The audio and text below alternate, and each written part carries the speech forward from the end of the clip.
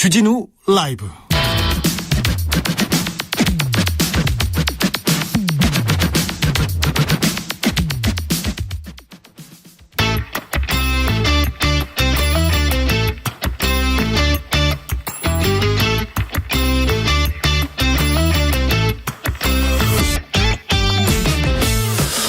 최고와 최고가 만났다. 민심을 잡기 위한 최고의 경쟁, 최고위원회 대결, 최고의 정치.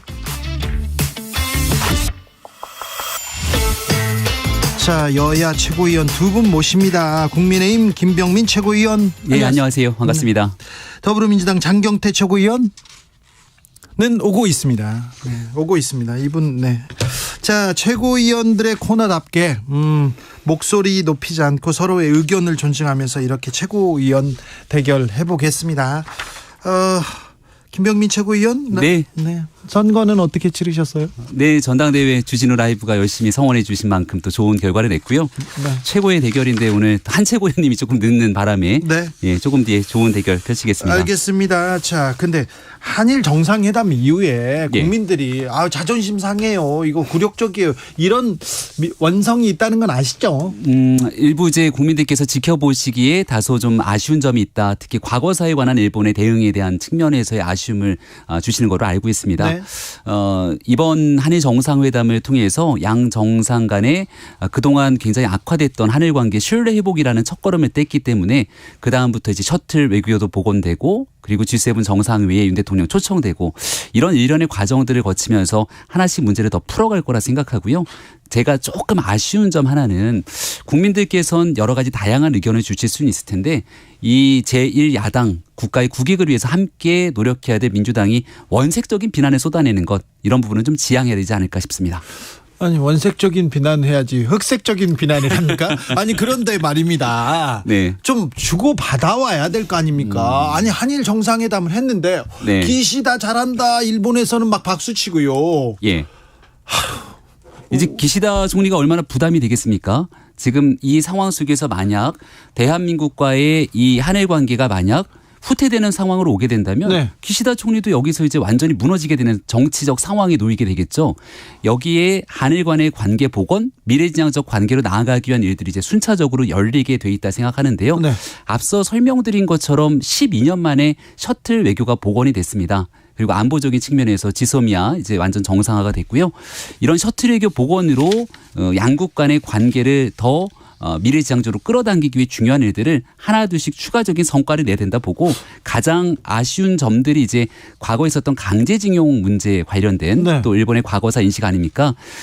제일 저는 좀 긍정적인 방향으로 나아가야 된다고 보는 것은 98년에 있었던 김대중 오부치 선언 정신을 쭉 이어가는 게 중요하잖아요. 근데 그 얘기도 제대로 안 했어요. 그러니까 일본이 20차례 넘는 반성과 사과를 했다고 하는데 그리고 나서 그 내용들을 오락가락 엇갈리는 모습들을 보여주지 않았습니까? 최근에 막 뒤집고요. 네, 대한민국 같은 경우는 정권이 바뀌었을 때 또 과거에 했던 협정까지 이 내용들을 뒤집어내는 문제 때문에 양국의 신뢰가 꼬여 있는데 98년에 있었던 그 정신을 쭉 이어갈 수 있도록 하기 위한 한일 간의 신뢰를 쌓아나가는 것 이제 시작이라고 생각합니다. 그런데 98년에 김대중 오부치 선언 그거 얘기 말로 기시다 총리한테 좀 해달라는데 그것도 안 해주는데 그것도 못 받으면서 무슨 또 참 근데요. 네. 일본과의 신뢰 뭐 셔틀 복원 다 좋아요. 그런데 국민의 자존심도 좀 생각하고 계시죠? 그럼요. 대한민국 국익을 위해서 오직 움직이고 있다 이런 말씀 드리지 않을 수 없고요. 네. 기시다 총리 같은 경우는 지난날 한일 위안부 협정에 대한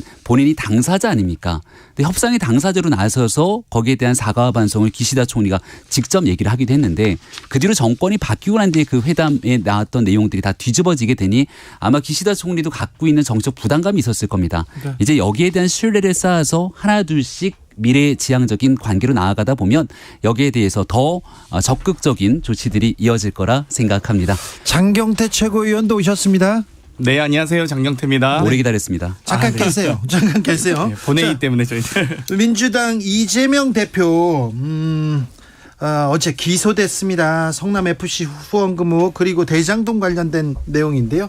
김병민 최고 어떻게 네. 보셨어요? 뭐 당연한 기소가 이루어진 상황이라고 볼 수 있겠죠. 네. 왜냐하면 지난날 구속영장이 이제 청구가 됐을 때부터 검찰 입장에서는 관련된 내용들을 충분하게 확인을 했다고 생각할 것이고 언제 기소할지에 대한 여부들을 아마 봤을 거라 봅니다. 네. 근데 민주당의 입장이 저는 좀 잘 이해가 되지 않는 게 여기에 대한 기소마저도 대일 굴욕 외교로 돌아선 민심을 덮어보이려는 물타기 기소다 이렇게 얘기를 하지 않습니까?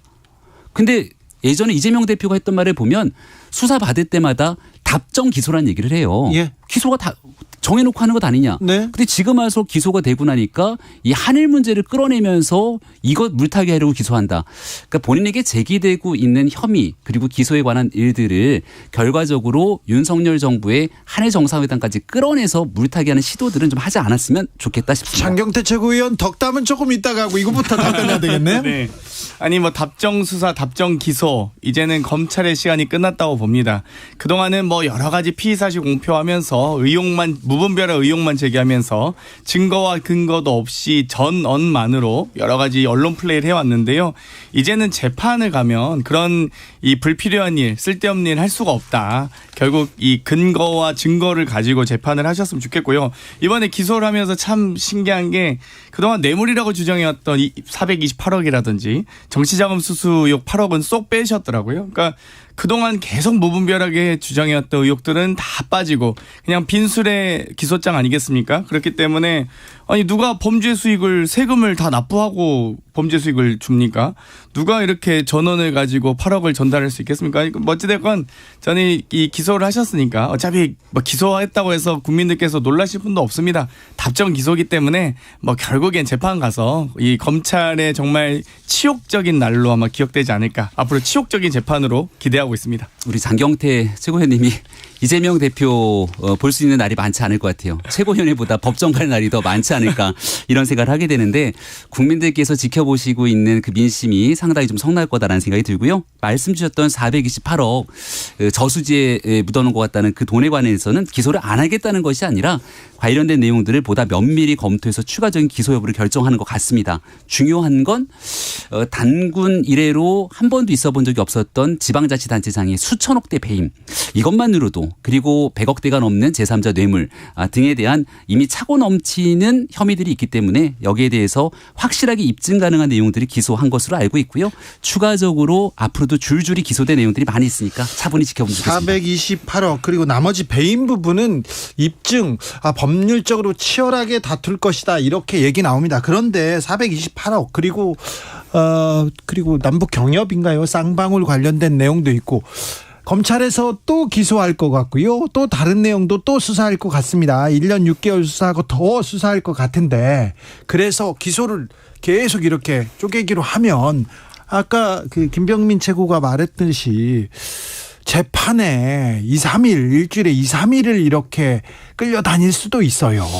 뭐 국민들께서 결국 평가하시려 보는데요. 네. 여러 가지 지금 340번에 걸친 압수수색, 뭐 성남시청, 경기도청, 민주당사, 국회 본청에 이르기까지 어느 하나 안 털린 게 없습니다. 자택과 계좌까지 샅샅이 뒤지고 나서도 지금 전혀 증거가 없는 건 아니겠습니까? 그래서 아마 이제 법리 다툼에 대해서 여러 가지 지자체장이 과연 이 여러 가지 기업 유치 과정에서 어떤 의혹이 있는지를 밝혀야겠지만 사실 그나마도 밝힌 게 없습니다. 지금 공소장에 있는 것은 뭐 4천 얼마 몇백억의 이 천화동인 등이 이익을 가졌다라고 하지만 여러 지금 녹취록을 통해서도 이 천화동이 이루는 유동규라는 주장도 있고 유동규 본인은 주장하고 있고요. 김만배 씨는 결국 본인이 갖고 가야 될 여러 이 수익에 대해서 내가 열심히 노력해서 수익을 받은 거다라고 주장하고 있습니다. 그런데 이재명 대표와 지금 무슨 상관이 있습니까? 아무런 상관이 없기 때문에 만약에 정말로 이 4천 몇백억에 대한 이 배임을 만약 수사하고 싶으시면 이 대장동 특검 하시면 된다. 정말 샅샅이 낱낱이 국민 앞에 좀 이 수사받고 이 대장동 특검을 거부하는 자가 범인이다라고 붙여놨던 국민의힘의 백드롭이 아직도 기억에 생생한데요. 그런 부분들을 빠르게 좀 준비했으면 좋겠습니다. 장경태 최고? 네. 그런데 대장동 특검은 왜 안 되고 있습니까? 아니 저희가 어찌됐건 이 50억 법사위원장은 국민의힘 법사위원장이고요. 50억 클럽 특검은 진짜 해야 되지 않겠습니까? 이거는 국민의힘이 안 받을 이유가 없다고 보는데요. 왜냐하면 아니 90년대생 30대 초반이 퇴직금을 50억 받은 사건이 어떻게 무죄입니까? 그러니까 이런 부분들은 그래도 이제 당을 떠나서 저희가 같이 좀 공조해서 수사하자. 근데 법사위원장은 국민의힘 법사위원장이니까 딱 틀어막고 있고요. 결국 이 패스트트랙밖에 없는데 패스트트랙은 180석이 필요합니다. 그렇기 때문에 저희가 단독을 할 수 없기 때문에 여러 이 야당과 특히 또 여당도 설득하고 있습니다. 50억 클럽에 대한 수사는 뭐 당연히 이루어져야 되고요. 권순일 대법관에 관련된 문제도 굉장히 큰 거 잘 알고 있지 않습니까? 이런 일들에 대한 순차적인 수사가 꼭 이루어져야 된다는 입장 국민의힘이 늘 내고 있고요. 이재명 대표가 이제 무죄라고 주장을 하지 않습니까? 드러난 게 아무것도 없다. 검찰은 무리하게 수사해서 무리하게 기소했다. 그러면 이재명 대표가 얘기한 것처럼 나처럼 깨끗한 사람은 불체포 특권이 필요가 없다라고 말씀하셨으니까 검찰이 무리하게 수사하고 기소했으니 검찰한테 한판승을 할 수 있는 유일한 기회가 구속영장 청구했을 때 불체포 특권 뒤에 숨지 않고 그냥 영장실을 받은 됩니다. 과거에 권성동 의원이 그랬듯이. 그러면 검찰이 무리한 수사이기 때문에 무리한 영장 청구이기 때문에 법원에서 증거도 없는 상태라면 당연히 기각할 것 아닙니까? 그러면 검찰은 완전히 코너에 몰리게 되는 거고 이재명 대표는 영장 실질 심사를 통해서 사실상 국민적 여론에 완전한 우위를 점하게 되겠죠. 근데 왜 안 그런지 모르겠어요. 그러니까 검찰의 다급한 논리죠. 그러니까 체포 동의안은 수사 동의안이거나 재판 동의안이 아닙니다. 결국 이 수사도 이미 다 하고 있고 재판도 할 수 있는 기소권, 공소권 다 가지고 있는 우리 검찰께서 여러 가지 재판을 통해서 증거와 근거를 가지고 논리를 가지고 재판을 진행하시면 되거든요. 근데 굳이 그 방어권을 어떻게 해서든 제약해 보려고 혹은 여러 가지 이 방탄 이미지를 씌우기 위해서 체포동의안 무리하게 보내지 않았습니까? 결국 여러 가지 저는 이후에 재판 과정에서 무리한 수사와 기소에 대한 수사권 남용 이런 부분들 충분히 문제가 되리라 보고요. 이런 부분 때문에 여러 이 소위 수사 기소 분리에 대한 헌재 판결도 이번에 결국 민주당 손을 들어준 거 아닙니까? 헌재마저도. 그러니까 정말 이제 이 목리 부리기 발목 잡기 식의 논리는 이제는 국민의힘도 좀 자제하셔야 된다. 오늘 헌재 판결에 나온 소감이었습니다. 자, 이재명 대표 건 어떻게 생각하세요? 이렇게 딱 던지면요. 국민의힘하고 민주당이 쩍 갈려듭니다. 네. 민주당 진영에서는 어떻게 되는지 어제 뭐 대표직 유지해야 된다 당무위원회 결정이 있었는데 일사천리로 전원 일치 다 뭐 당 대표 유지하기로 했다 이런 보도가 나왔는데 아니다 오늘 뭐 전해철 의원은 퇴장했다 이런 얘기도 나오는데. 당원 80조는 그렇습니다. 여러 가지 부정부패 사유가 있을 시에 당직을 정지할 수 있는 사무총장의 이 권한을 명시하고 있는 건데요. 그럼에도 불구하고 정치 탄압 등의 부당한 사유가 있을 시에는 이 예외로 당무의 의결로 달리 정할 수 있게 되어 있습니다. 그런데 지금 저희가 1년 반 동안 윤석열 정권 1년 동안 전혀 한 것 없이 민생 경제 파탄하고 계시지만 결국 이 정치 탄압으로 여러 가지 지금 압수수색을 비롯한 수사를 해왔기 때문에 이 정치 탄압이 명백하다라고 많은 분들이 공감대를 형성하고 있고요. 그렇기 때문에 저희가 당무위에서 이 부분에 대해서 당원 80조의 예외를 적용하여야 한다라고 결정한 것이 되겠습니다. 네. 일단은 김의겸 대변인 조치부터 좀 하셔야 될 것 같아요. 당내에서 말들이 많더라고요. 어저께 만장일치 얘기했는데 오늘 나와서 전해철 의원이 당장 다른 얘기를 하고 있지 않습니까? 과거에 EU 대사 문제였던가요? 그때도 가짜뉴스 얘기가 있었는데 무튼 중요한 건 민주당 당내 결정이니까 뭐 여러 결정을 할 수 있다고는 보지만 당내에서 너무 다른 소리가 나오는 것 아닌가. 그리고 조홍천 의원 같은 경우도 또 나와서 하는 얘기를 보면 일단 잠깐이라도 직무 정지가 돼야 그다음에 대한 판단이 있을 건데 왜 이런 일들을 그냥 스쳐 지나갔는지 그리고 이게 기소가 되고 나서 생각할 수 있는 시간들을 주고 또 여기에 기소가 어떤 내용인지를 판단해야 되는데 불과 몇 시간 만에 이 당무위원회 소집해서 한 거 너무 급한 것 아니냐는 지적이 민주당 내에서 나오는 것 같습니다. 최고의 정치 오늘 첫 시간인데요. 자, 처음에 같이 시작했어야 되는데 좀 송구합니다. 그런데 자 최고의 정치 어떻게 국민의힘에서는 민주당이 어떤 부분이 좀 부럽다 이런 거 있습니까? 또 민주당에서도 국민의힘 저런 거는 부러워 이런 게 있을 텐데요. 김병민 최고. 민주당이 최근에 딱히 부러운 거는 글쎄요. 생각을 해보진 않았는데요. 일단 우리 장경태 최고위원님처럼 또 열심히 나와서 일하시는 분들도 계시고 젊은 정치인들이 많이 있죠. 네네. 다양성들에 대한 측면들 여러 사람들이 나와서 최근 보면 조홍천 의원을 비롯해서 굉장히 다양한 목소리들이 나오지 않습니까? 그런 다양성의 모습들이 조금 더 많이 부각됐으면 좋겠다는 생각이 드네요. 그래서 또 조홍천 의원이 또 왜 나와요? 또 저희는 뭐 이 목소리를 한 목소리 내지 않는다고 해서 막 대통령실에서 당무 개입을 한다거나 막 불출마를 종용한다거나 초선 의원들이 모여서 50장에 막 연판장 쓰거나 이러지는 않으니까요. 근데 이제 다양한 목소리는 전 존중해야 된다 보고 있고요. 근데 이제 좀 덕담을 하자면 그래도 김병민 최고위원이 그래도 제일 좀 정상적인 최고위원 후보이셨는데 그래도 좀 이 앞순위로 선전한 것에 대해서는 좀 뭐 축하드리고 싶습니다. 아 그렇습니까? 네. 어유 고맙습니다. 덕담이네요. 장경태 의원이 진짜로 축하 메시지도 좋습니다. 네. 자 그런데 자 민생을 두고 개혁 경쟁해야 될 거 아닙니까? 정치 개혁을 위해서 먼저 나서고 혁신 경쟁해야 될 거 아닙니까? 민주당은 뭘 하고 있습니까? 저희가 여러 가지 이번에 오늘 본회의에서 결정이 됐는데요. 이 여러 선거제도 개편 등을 포함한 정치개혁 의제에 대해서 국회의원 전원이 모여서 논의할 수 있도록 전원위원회를 의결했습니다. 그리고 다양한 국회의장 자문위원회나 또 국민의힘 의총 또 민주당 의총 등을 통해서 이 어떤 여러 가지 논의들에 대해서 제안 사안들에 대해서 국회 정개특위에서 결의안을 작성했고요. 이런 부분들을 함께 논의할 수 있는 구조를 좀 만들고 있습니다. 그리고 오늘 또 양곡관리법 등이 통과되면서 정말 이 쌀값 이 상승으로 혹은 쌀값 하락으로 혹은 여러 가지 초과 생산으로 고생하셨던 또 고심하셨던 농민들께 조금이나마 도움이 되셨으면 좋겠다는 생각하면서요. 오늘 그래도 법안이 다행히 통과돼서 너무 기쁘게 생각합니다. 이것만 듣게 되면 여야 간의 진지한 토론과 합의를 거쳐서 통과된 것처럼 오인할 수 있겠는데 이거 야당이 일방적으로 거대 의석에 힘을 발휘해서 밀어붙인 것 아마 잘 알고 있을 거라 생각하고요.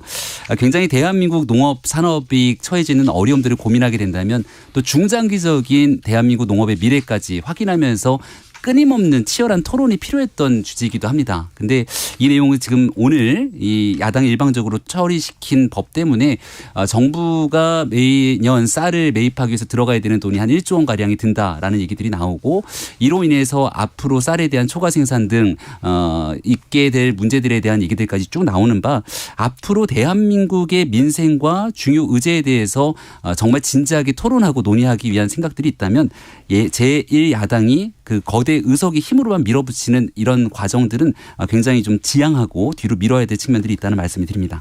오늘 사실 조금 팩트 좀 더 말씀드리면요. 지난해 윤석열 정부가 이미 이 쌀값 하락에 대한 대응으로 9천억을 이미 지원한 바 있습니다. 그래서 1조를 막 지원한다 이렇게 하면 새로운 1조가 생기는 게 아니고요. 윤석열 정부에서도 이미 쌀값 하락에 대한 대책으로 9천억을 지원한 바 있다는 점 말씀드립니다.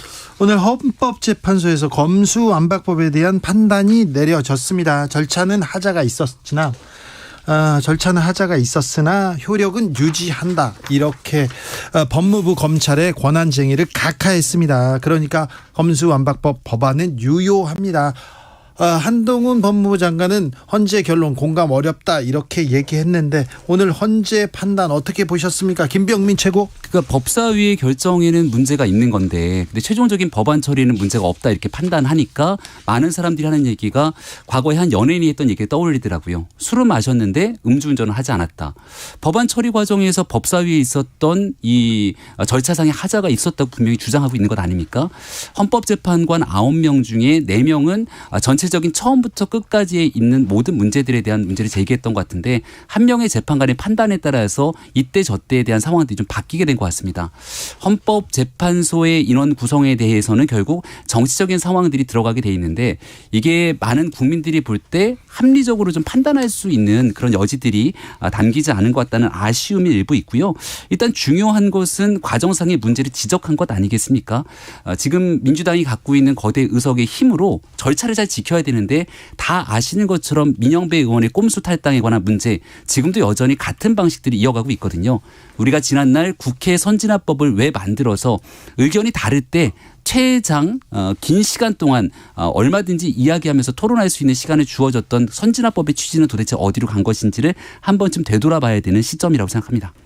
여러 가지 지금 선진화법 말씀하셨는데요. 이미 패스트트랙을 띄우던지 아니면 상임위에서 5분의 3 이상의 동의를 구해서 법사위에서 계류 60일 또 실제 상임위로 다시 와서 5분의 3이 다시 의결하더라도 본회의 상정 이후 본회의 상정까지 30일에 계류 기간이 있습니다. 충분히 수기하고 논의할 수 있음에도 불구하고 대화를 거부하는 대화 자체를 하려고 하지 않은 이 국민의힘에 좀 안타까운 생각이 들고요. 크게 지금 두 가지입니다. 법사위 내에서의 절차와 효력 부분 또 본회의에서의 절차와 효력 부분인데 이 여러 4가지 중에 유일하게 법사위 내에서의 심의 토론권을 이 대폭 존중하지 않았다. 딱 이 정도거든요. 그러니까 좀 더 얘기 들어주지 그랬냐. 어차피 여러 가지 다수결의 원칙이라든지 국회법의 절차는 충분히 있습니다만 충분히 좀 더 들을지 그랬냐. 약간 이 정도의 이 현재 판결이고요. 그 외에 법사위에서의 효력도 인정됐습니다. 그리고 본회의에서의 절차와 효력 모두 다 인정됐습니다. 그럼 지금 법사위 내에서 과정 가지고 지금 얘기하시는 거군요. 네.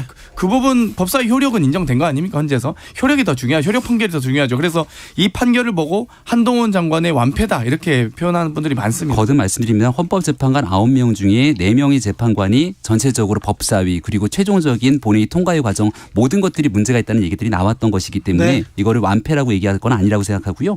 법사위 내의 절차상의 문제가 있다고 지적을 했는데 그 절차에 문제가 있음에도 불구하고 본회의의 효력에는 문제가 없다고 판단했던 헌재의 판단에 대해서도 앞으로 굉장히 논란이 커질 수밖에 없는 대목이라고 법사위의 생각합니다. 효력도 인정했습니다. 법사위의 절차상 과정에 대한 문제를 지적했다는 절차는 거죠. 했지만 효력은 인정합니다. 법사위. 민주당 주변에서 어떤 분들이 검수완박이라고 계속 외쳤는데 저는 검수완박이라는 단어 자체가 워낙 좀 잘못됐다고 봐요. 검찰의 수사권을 축소하는 법안이에요. 검찰이 수사권을 다 잃지 않았어요. 그리고 권한을 잃지도 않았어요. 수사권을 좀 축소한 법안입니다. 이 법안이 검찰청법법에서 검사 권한 침해 아니다 이런 얘기를 헌재에서 한 겁니다. 맞습니다. 그러니까 사실 수사 기소 전문화 법이라고 볼 수 있는데요. 네. 경찰은 수사권을 수사 전문 기관으로서 여러 가지 독립적 수사를 가능하게 하고 검찰은 기소 전문 기관으로서 전문화하는 과정이라고 봅니다. 네. 둘 다 하는 기관은 좀 너무 집중돼 있죠, 권력이. 이 법안 처리했던 때 기억해 보시면 윤석열 정부 이제 대통령 선거 당선되고 나서 대통령 임기가 시작되기 전에 네. 민주당이 굉장히 무리해서 처리했던 기억 날 겁니다. 왜냐하면 대통령이 이 실질적인 임기를 시작하고 나면 거부권을 행사할 수 있거든요. 그러니까 거부권 행사하기 전에 맞춰서 민주당이 무리한 법안 처리했다는 것 아마 그 비난 피해가기 어려울 건데 거기에 대한 취지에 대한 내용들 다 떠나서 절차상의 이 민주주의를 지키지 않는 점들에 대한 비난들은 계속될 거라 생각합니다. 대통령 되기 전에 네. 윤석열 대통령하고 그 대통령 후보 시절에는 김병민 대변인이 가장 친한 사람이니까 그랬는데 아무튼 민주당 주변에서 검수완박법이란 그 네이밍을 걸자 이제 윤석열 후보와 검사 출신들이 다 이거 검수완박이다 이렇게 해가지고 이 말이 거의 대명사가 돼버렸죠. 네, 검수완박법이죠. 그래서 저렇게 만들었죠. 아니 뭐 그건 그렇잖아요. 네. 작년에는 이제 우리 김병민 최고가 하신 말씀대로 네. 야 그래도 설마 윤석열 대통령이 아무리 검사 출신이어도 이렇게 검찰공화국 만들겠냐라는 좀 너무 오버해서 과장돼서 걱정하는 게 아니냐라는 우려가 있었습니다. 그런데 1년도 좀 안 된 정권이 사실 지금 저는 뭐 50보 100보 양보해서 대통령실 검사들로 다 채우는 거 오케이 그렇게 알겠습니다. 법무부 다 채우는 거 그렇다고 칩시다. 근데 왜 국무총리 비서실장에 금감원에 심지어 국민연금 상임위원회 교육부 노동부 장관보좌관에 아니 서울대학교 병원 감사는 왜 검사 출신이 왜 갑니까? 그러니까 이렇게 출신입니다. 전 부처 각 분야의 검사들이 워낙 꽉 빼곡히 차다 보니까 그렇게 하길 잘했다라는 평가들이 다시 돌아오고 있다. 이 민주당의 프레임 정치가 너무 과하다 생각하는데요. 그런 방식으로 얘기한다면 지난 문재인 정권은 86 운동권 주사파 공화국이다. 이렇게 얘기를 하면 동의하겠습니까? 저는 그런 식의 정치하고 싶지 않고요. 대한민국에선 검사 출신도 변호사 출신도 법조인 출신도 네. 여러 사람들이 같이 함께 일할 수 있는 건데 지금 일부 사람들을 특정해서 그렇게 얘기하시는 것 팩트에도 어긋난다고 말씀드립니다. 김병민 최고. 네. 그래도 검사 출신은 많더라고요. 일부 있죠. 일부 있죠. 자, 그런데 방통위원장이 검사 출신 보낸다. 이거는 조금 아직 뭐 확정되지 않은데. 얘기가 나오지 네. 않은 건데 않았죠. 오히려 최민희 의원이 갑자기 또 하셨던 분이 그 확정된 건가요? 언론 보도를 보니까. 현재 네 그렇죠. 저는 그것도 이해가 잘 안 그러니까 가더라고요. 저희가 추천을 할 건데요. 네. 앞으로 이제 4월 5일에 아마 대통령이 임명한 방통위원 임기가 같이 그러니까 종료되기 때문에 아마 동시에 국민의힘과 합의 처리할 것 같습니다. 방통위를 이미 한번 하셨던 분이고 네. 그래서 이 민주당 진영 내에서도 이게 맞는 거냐 이런 목소리들을 여기저기서 제가 듣고 있거든요. 그러니까 이런 내용들은 이제 확정된 것처럼 나온 얘기니까 말씀드리지만 네. 국민의힘에 관련된 내용들 아직 확정된 아무튼 아무것도 없습니다. 국민의힘에서 당에서 네. 최고위원이니까 예. 자, 너무 검사를 쓰려고 하면 국민 여론이 좋지 않으니 쓰지 마세요. 이렇게 얘기해 주세요. 예, 아까 다양성을 존중해야 된다고 말씀하셔놓고선 네. 하나 더. 저기 네. 옛날에 국민의힘 최고위원이니까 지도부하고 윤석열 대통령하고 만찬했잖아요. 네, 지난주 월요일이었던가? 지난주였죠. 네. 거기서 뭐 간첩 얘기가 많이 나왔습니까? 아유, 간첩 얘기는 우리 태용 의원이 또 북한 출신 아닙니까? 네. 그러니까 자연스럽게 북한에 관한 얘기들은 뭐 나왔고 네. 최근에 있는 엄중한 안보 환경에 대한 얘기들도 나왔죠. 네. 특히나 간첩 얘기는 제가 얼마 전 저희 최고위원회 발언에서도 얘기한 것 같은데 이게 민주노총 수사 등을 통해서 간첩 얘기들이 나오는데 민주당에서 그런 얘기 잘 안 하는 것 같아요. 논평에서 제가 못 본 것 같아서. 워낙 이제 국민의힘에서 이제 5.18 헌법 정신 뭐 김재원 최고위원 발언이라든지 5.18 폄하 발언이라든지 아니면 이 태영 의원님이 4.3 사건을 겸하했다든지 이런 것들에 대해서는 대통령께서 태영 의원님께서 그 최고위께서 그래서 그런 얘기는 혹시 대통령께서 안 하시던가요? 저희는 그런 얘기를 따로 하진 않았고. 아, 그렇군요. 그리고 제가 이제 말씀드리는 거 감천 얘기를 주셨으니까 이게 대한민국의 간첩이 이런 생각하시는 분이 있을지 모르겠습니다. 지금 그런 생각 많이 하죠. 아니 4.3 사건이 간첩이 만들었다 이런 지금 얘기하셔가지고 난리 났었잖아요. 팩트랑 전혀 다른 얘기고요. 네. 태용 의원이 과거 했던 발언들을 전당대회 다시 한번 복귀해 보시기 바랍니다. 북한에서 그렇게 교육을 받았다는 김일성 얘기를 꺼냈던 것이고 지금 있는 간첩 사건들에 대한 내용들이 적나라하게 드러나고 있는데 이런 일들 속에선 대한민국 안보를 위해서 반드시 중요하게 역할해야 되는 건 여야가 따로 없는데 왜 문재인 정부 기간 동안은 혹시 이런 거 알고도 묵인하거나 한 것 아닌가? 민주당은 이런 내용들이 보도되고 있는데 왜 말을 하지 않는 것인가에 대한 지적들이 있습니다. 아무튼 뭐 간첩 얘기가 계속 화두로 떠오를 것 같아가지고 물어본 겁니다. 최고의 정치 앞으로 기대가 큽니다. 네, 어떻게 하실 거예요? 잘해야죠. 그리고 그 국민들께서 기대하시기에 뭐 싸우는 뉴스들은 맨날 나오니까 한 70% 싸우더라도 한 30%는 같이 협력할 수 있는 얘기도 됐으면 좋겠다는 의견들이 많은 것 같아서 제가 우리 장경태 최고위원님이랑은 우리가 한 15년 가까이 됐죠. 알고 지낸 지가. 대학교 다닐 때부터 알고 2006년도 때 처음 만났으니까. 왜 뭐 쓸데없이 일찍 만났어요?